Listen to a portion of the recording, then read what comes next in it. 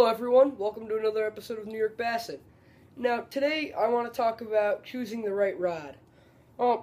Many anglers are very confused about what rods to choose for certain situations, and I'm not talking about brands and all that. I'm talking about actions and that kind of deal, lengths of rods and whatever. I'm not going to go through every single technique there is in the book, but I'm going to go through some of the techniques that, let's just say that people use all the time, or techniques that are a little more specific on the rod choice. And for a few things, I'm going to be kind of, I don't know, what's the word there? Wide variety, I don't know. But anyway, so let's get started. Now, if you guys are looking to get a few rods and reels and start your arsenal, but you don't know what rods to get for certain situations, let's just start here. You're gonna want to have probably 2 spin rods, I would say. I have 2 spin rods here. Now, spin rods are just for finesse techniques, guys. For finesse techniques like drop shotting, as many of you guys probably know what drop shotting is, or tube jigs, anything like a shaky head, a wacky rigged Senko, anything like that, you're going to want a spin rod for that. And choosing a spin rod, 2 spin rods that will cover most situations would be a 6.6 medium action spin rod and a 7-foot medium action spin rod. The longer spin rod for things that you're going to be fishing on the bottom are a lot more slow and you need a lot more feel to. And a 6.6 for something you don't need as much feel for, that you're going to be working a little more, like a tube or a Senko. That's what you're going to want the shorter spin rod for. And guys, that's the rod. Those are the 2 rods you should be looking at. The spin rods you should be looking to get. Just 2 sizes to cover most of your finesse techniques. Moving on. Now, let's talk about, let's see here. I don't know. Just an all-around good rod to have. Choosing a rod that you'll be able to use many different baits on and all that. I'm going to say you're going to have to, it's really hard to beat a 7-foot medium action rod. Anywhere from a 7-foot to a 6.6 medium action rod is really a workhorse. I would say 7-foot because it's a little more versatile. A lot of guys like to say versatile, I say versatile, but whatever. Luke makes fun of me for it. But versatile rod, I think a 7-foot medium action is the most versatile you can get. That's in my opinion. With a 7-foot medium action rod, you can throw jigs on this rod. You can throw Texas rigs on this rod. And for me, I'm going to be deep cranking with this rod. A 7-foot medium action rod is a good deep crankbait rod too. So that just shows how very, very, very versatile a 7-foot medium action rod is. So basically what I'm saying is you can fish anything from deep crankbaits, to Texas rigs on this type of rod right here. Even weightless Senkos I throw on this wacky rigged. So guys, when you're choosing a rod that you want to be able to use in many different ways and many different applications, it's hard to beat a 7-foot rod in the medium action.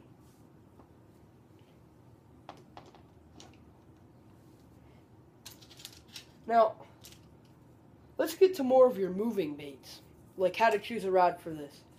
Now, this is a lot more, I don't know how to say it, specific, I guess, if you want to call it that. I mean, moving baits, they really do require a more specific rod, and it might require you to spend a little more money to get a good quality rod. Sorry. For moving baits, but let's talk about this here. This rod right here is a 6'9" spinnerbait rod, and a spinnerbait rod like this has a moderate, I believe it's a moderate fast tip.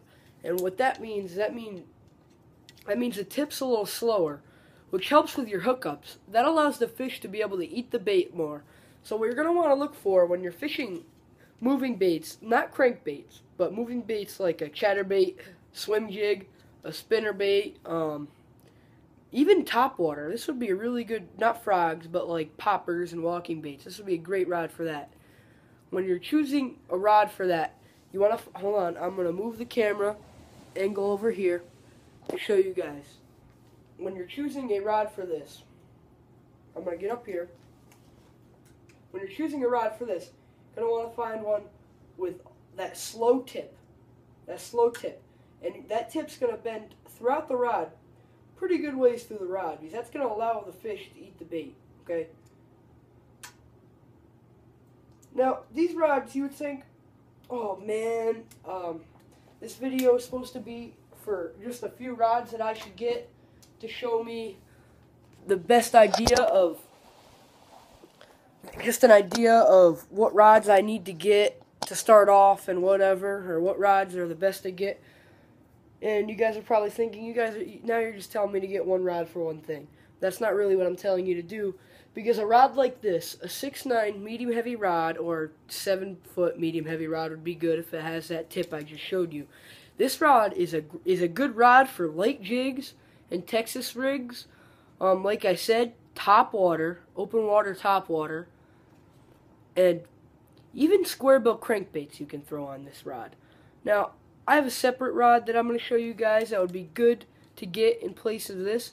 But if you really only want 3 rods or so, you really want to stay down with the rods, you can throw square bills on this also, like shallow diving crankbaits, small crankbaits.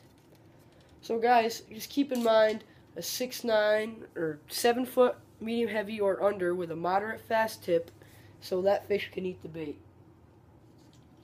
Now, next, this is the most confusing one for most people. And I agree, it really gives me fits. It really gave me fits on what to throw crankbait on before I got this. They make rods now that are specially designed for crankbaits. That's what you're going to want to get for crankbaits, guys. Choosing a rod for crankbaits is really not that complicated, because they make all these rods designed for crankbaits. You're going to want a rod with a parabolic bend. And now if you're using, I would recommend getting just a 7 foot medium action parabolic bend crankbait rod, because you can throw anything from square bills to deep cranks on this rod right here. As I'm going to show you what a parabolic bend means right now. As you can see in this rod, it bends farther down the rod than most other rods, as you can see.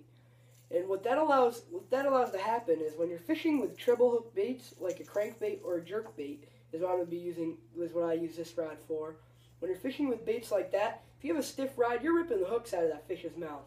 With this rod, it allows the hooks to stay in the fish's mouth when you feel the bite and you pull back into the fish or set into the fish or whatever and reel into it. When that fish jumps, this tip will allow it to jump and shake around without the treble hooks ripping out of the fish's mouth. So it's basically just a softer rod. It's called a moderate tip parabolic bend, and that's what you're going to have to look for crankbaits, guys.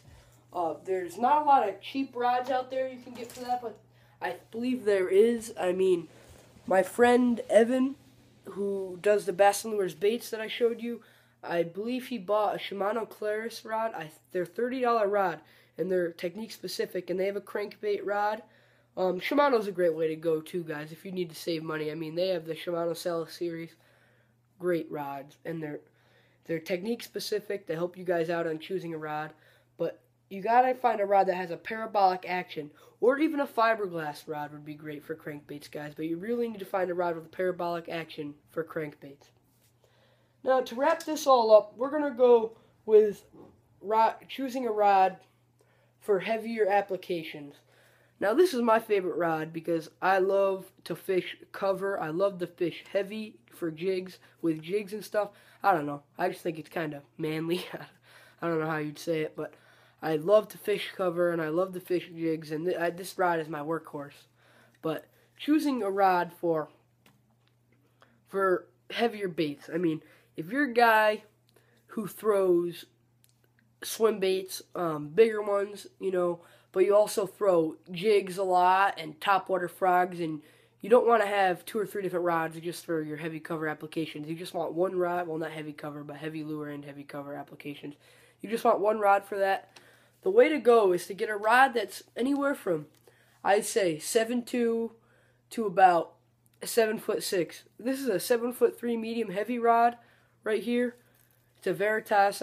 Actually, like I said, I'm not advertising, but I'm just going to say this is a very good rod.